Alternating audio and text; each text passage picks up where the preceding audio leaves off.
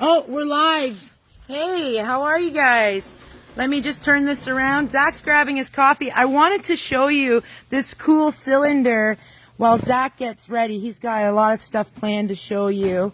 Now, this is a 48 BSA, a British bike came in, and it's got a lot of work it needs to be done. But check this out.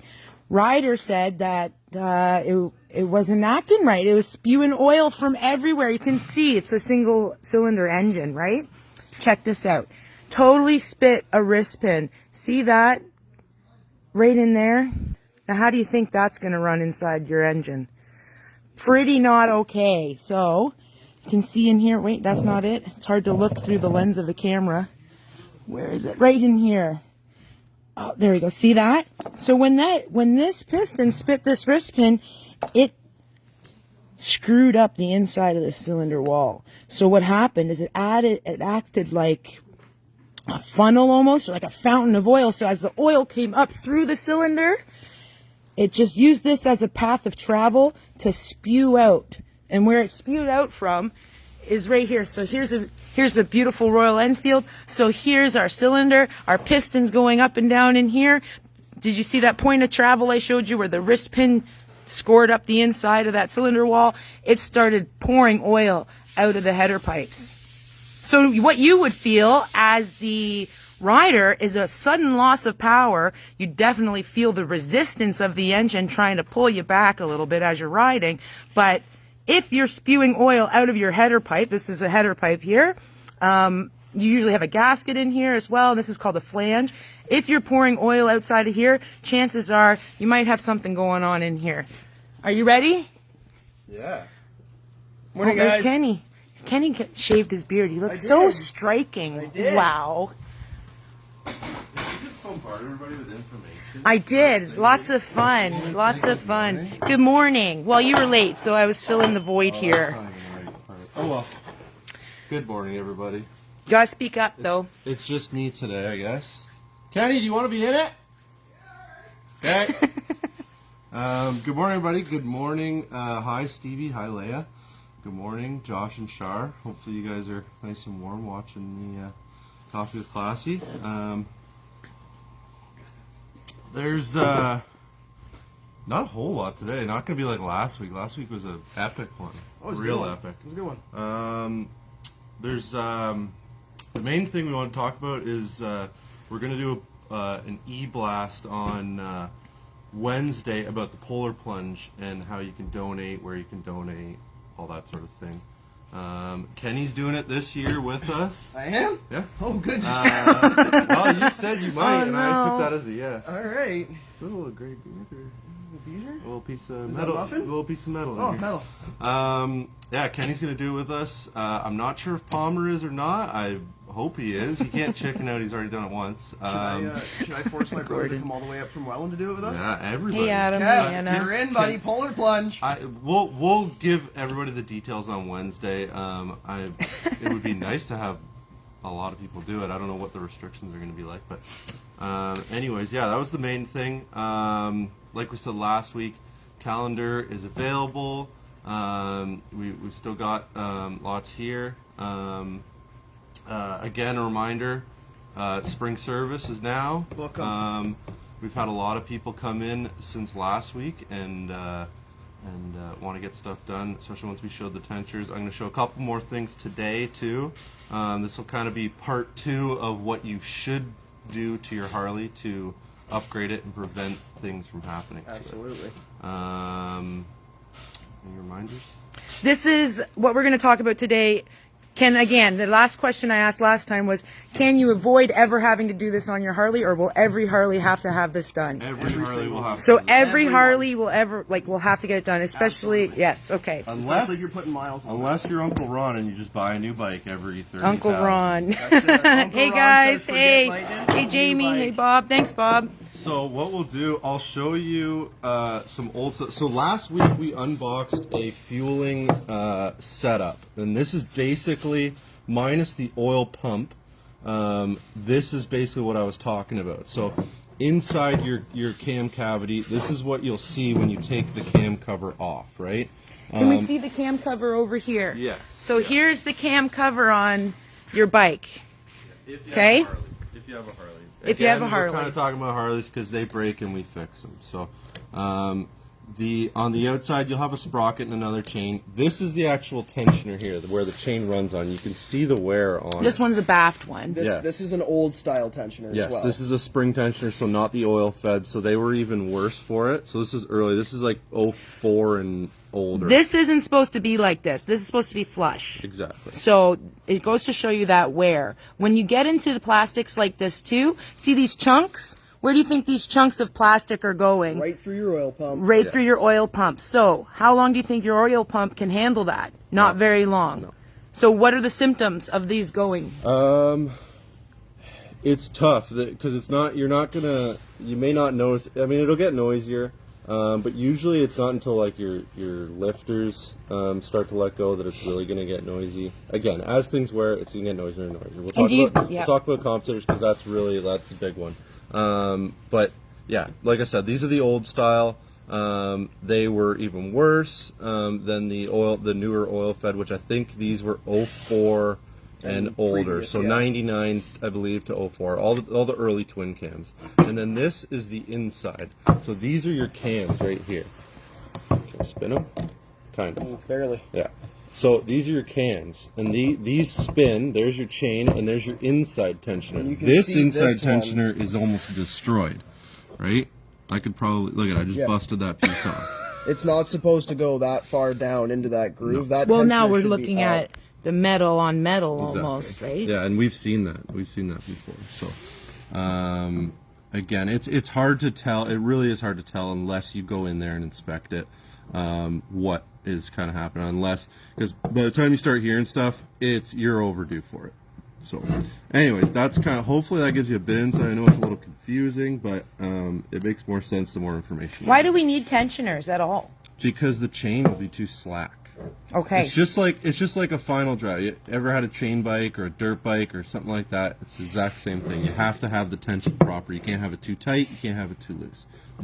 These help keep that that happy medium. They've designed. I would imagine that they've designed these springs to keep it at a certain tension that's not too tight, not too loose. And then eventually they went to the oil-fed ones, which keeps even better pressure on it. And then there's upgraded versions. We still use those newer style oil tensioners. They've just been upgraded, so they work better oil flow, better cooling, all that stuff, right? So, am I speaking clear enough? Yeah, you're doing great. So there's that. Now it's time There's for that Ninja Stars. little piece. Yeah, so these don't actually go together. We thought these were going to be the proper ones, but these are from two different old style. If this is the proper part, it's just from an older style. But you can see, so what happens is these run on these ramps. So really what would happen is these would go together like this, and it would kind of work. This is a compensator, by the way. It's hard. I don't have a primary part. I would like to show you one on the bike. I can show you where it is, but not inside the bike. But anyways, these ramps run together, and basically it does this action. When they spin, when your primary drive spins, when your bike turns on, it'll kind of do like a ramp. They spin like this, so it's like a cushion. It's like a cush drive on the rear wheel kind of thing, right? Well, you can imagine metal on metal wears after a long time, and you can see how shiny these little bits are here, and they get little divots. And this is what gets real noisy in your primary. When you hear something noisy on startup, on shifting, it'll be harder to put into neutral. That's what's happening inside your primary, is that these are getting worn out. And this is, I would say, either number one or number two. This is interchangeable with your tensioners.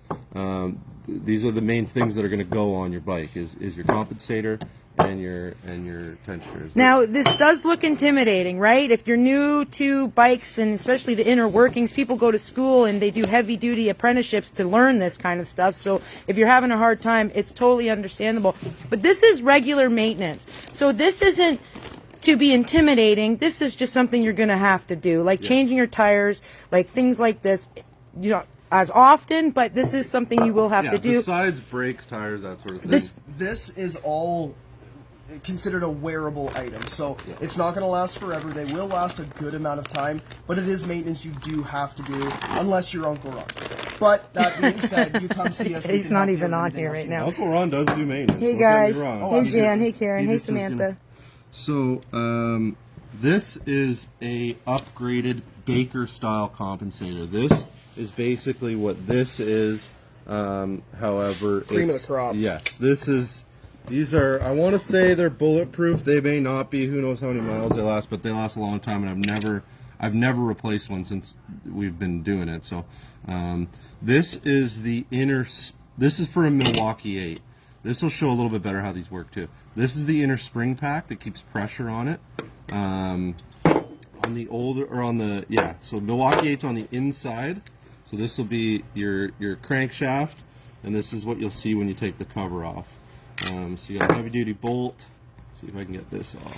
While you're doing that, Zach, what mileage should we start considering replacing our compensator? Oh man, I've seen them go real early. And I mean, you've seen them just not needed at all. It's strange. I mean, they're gonna, like you said, eventually they're gonna need it, but as to when, it's another thing that can be checked. This is even easier than the cam chain tensioners for checking it. You pop that primary cover off, it's off in like 10 minutes, if that. You drain. If you're gonna get your primary oil changed, you can always just, for the price of a gasket, and popping that off, cleaning it out, checking everything out.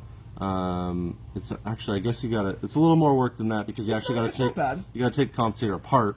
But it's not as invasive as this might be. So, and then I recommend you replace it.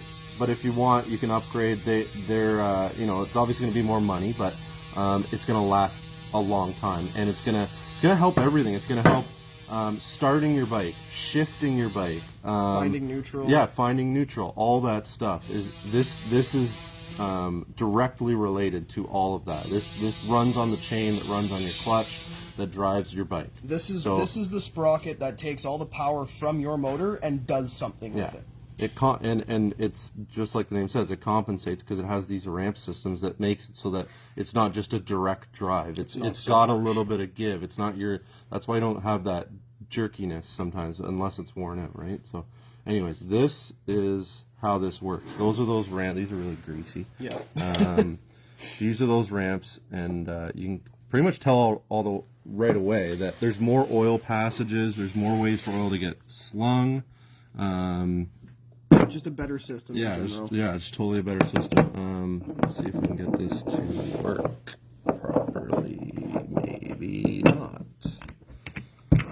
Okay, so this is that ramping system that I was trying to describe. That it goes like that, right? So you can see how it would, release some spring tension when you're shifting, when you're starting, all that sort of thing. Hey, right? Cody. So, anyways, that's really kind of what I wanted to show people today. I know I would like to have a bike apart to show people exactly where this stuff is. Next Saturday. Once I get one apart here, all our bikes in the shop are fixed or getting other stuff done. But yeah, so that was kind of that was part 2 of what you should do to your Harley, basically. That's awesome. That was really informative.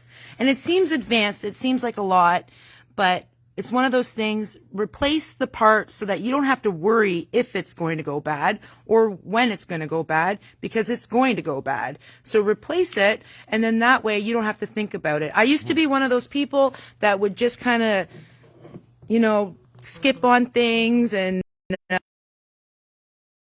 maybe cheap out around the corners. But when I rebuilt my 78 CB750, I didn't skip out, and it's more peace of mind to knowing that everything's going to work out if you have the new part. One less thing to tell a Preventative technician. maintenance is the best maintenance. Mm-hmm. Yeah,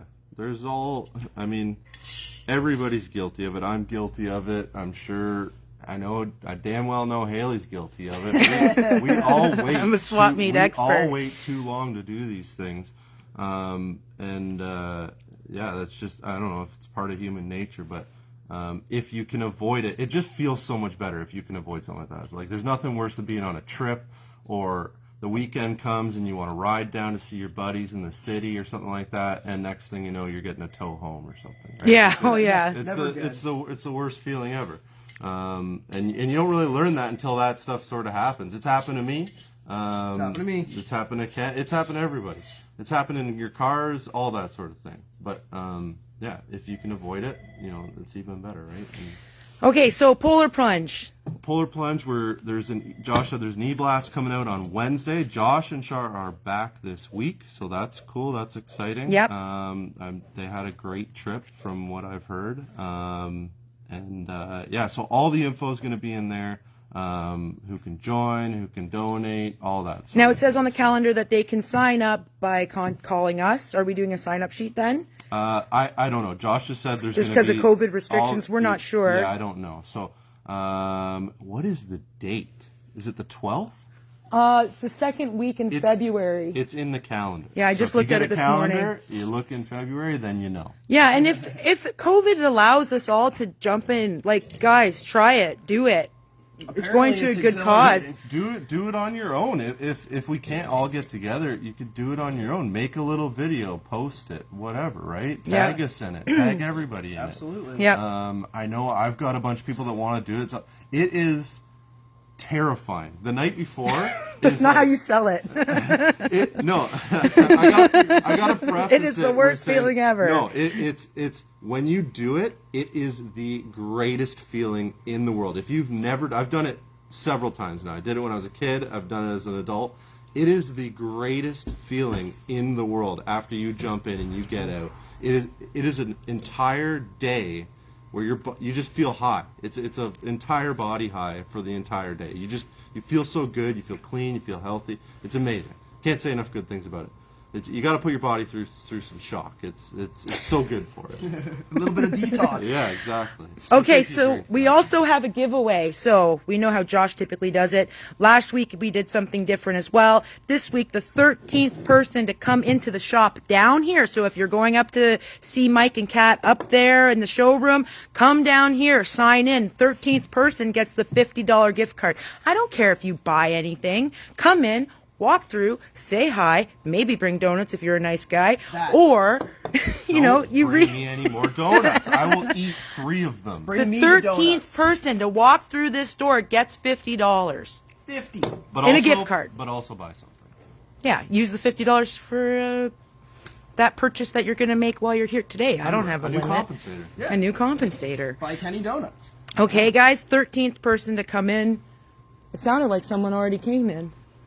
But I guess not. They are breaking down the doors to get this gift card. There's literally 10 people. If you're not one of the next 3, you're not going to get it. So next week it'll be Josh on Coffee with Classy, unless you guys kick him out. No, I think this ends the reign of the shop rats. Yeah, shop rats. Probably. I just want to show some other cool stuff, especially what Kenny's working on right now, and then we're going to go off. I'm going to show the 78 CB750. Okay.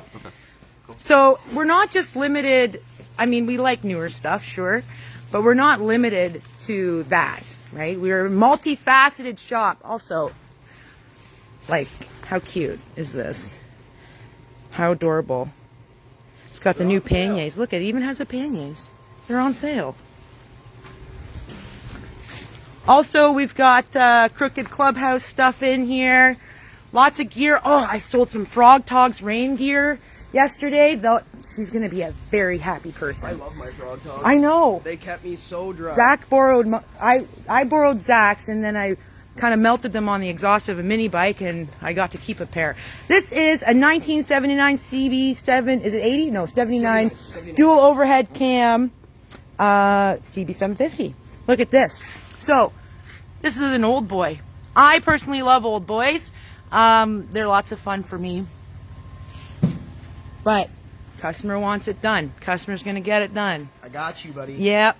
I'm excited about this one. It's going to be really cool. Tires, everything's on order for this person. And we can find it. We can find the parts for this, no matter what. And then here's what they kind of look like when they're done. I don't think his is an F model, is it? It's not. It's a custom. Yeah. Not an F model. That's a super sport over there.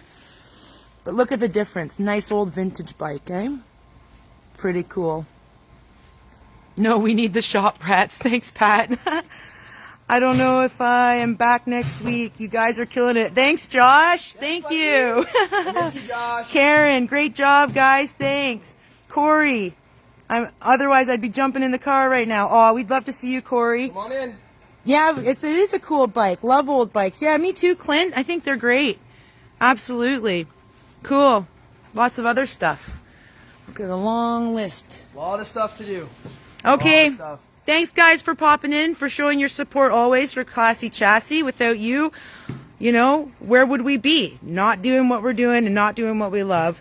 And for that, we're forever thankful. And for that, we do our giveaways and try to give back to you guys as much as possible. You make our dreams come true. And look at this. Nothing's better than being trusted by all of you for winter storage, for service work, for parts, for everything, for what Josh does up there. This is great. This is awesome. Thank you for allowing us to live our dreams. And by doing that, we are always happy to see you guys. Bye.